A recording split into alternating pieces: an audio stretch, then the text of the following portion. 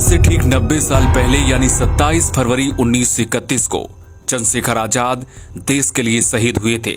पूरी दुनिया उन्हें आजाद के नाम से जानती है, लेकिन उनका असली नाम चंद्रशेखर तिवारी था।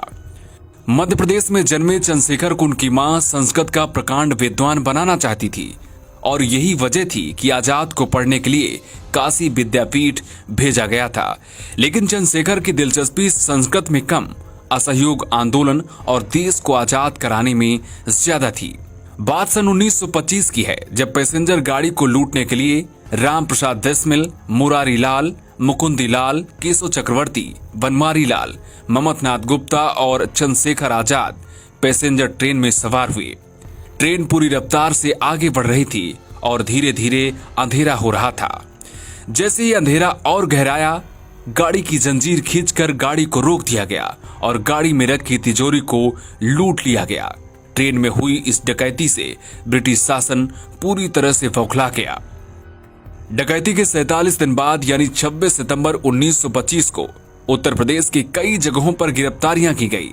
इनमें से गिरफ्तार किए गए 4 लोगों को फांसी पर चढ़ा दिया गया, 4 को काला पानी और 17 लोगों को लंबी कैद की सजा सुनाई गई।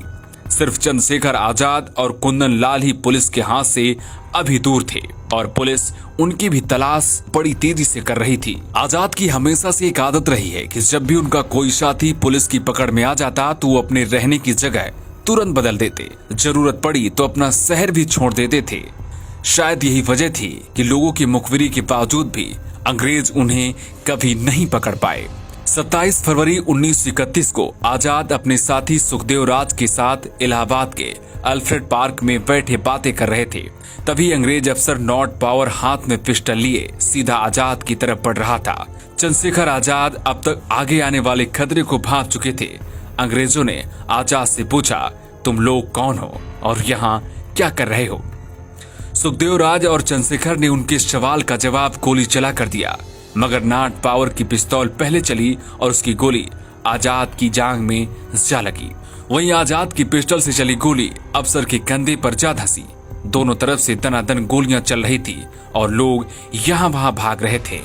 सुखदेव राज ने अपनी पुस्तक में लिखा था कि हमने जामुन के पेड़ को ढाल बनाया था। आजाद ने मुझसे कहा, मेरी जांघ में गोली लग गई है, तुम यहाँ से निकल जाओ। आजाद के आदेश पर मैंने भागने का फैसला किया। पेड़ की ओट से निकलकर मैं समर हाउस की तरफ दौड़ा। मेरे ऊपर कई गोलियां चलाई गई, लेकिन मुझे एक भी गोली नहीं लगी।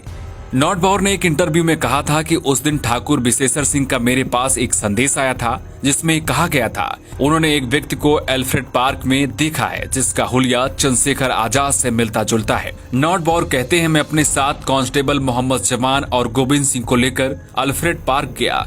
मैंने कार खड़ी कर दी और उन लोगों की तरफ बढ़ा जहाँ वो लोग बैठे थे। करीब 10 गज की दूरी से मैंने उनसे पूछा कि वो कौन है। जवाब में उन्होंने पिस्टल निकाली और हम पर गोलियां बरसानी शुरू कर दी।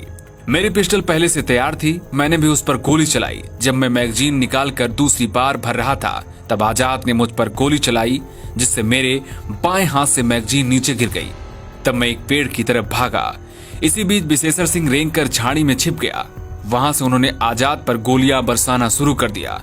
जवाब में आजाद ने भी गोली चलाई, जो विशेषर के चपड़े को चीरती हुई दूसरी तरफ निकल गई और विशेषर वहीं ढेर हो गया। ये वही गद्दार विशेषर था जिसने अंग्रेजों को चंद्रशेखर आजाद की मौजूदगी की जानकारी दी थी। जब चंद्रशेखर आजाद ये समझ गए कि अब वो अंग्रेजों से चारों तरफ से घिर गए हैं, तो उन्होंने अपनी पिस्टल निकाली और खुद को गोली मार ली।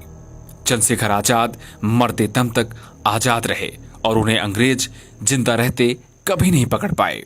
अगर विशेषर जैसा गद्दार न होता तो शायद चंद्रशेखर आजाद जिंदा रहते।